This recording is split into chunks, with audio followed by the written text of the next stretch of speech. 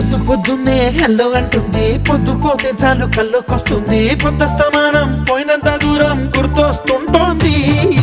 అమ్మో బాపు గారి బొమ్మో, ఏ ఓలమ్మో మల్లె పూల కొమ్మో.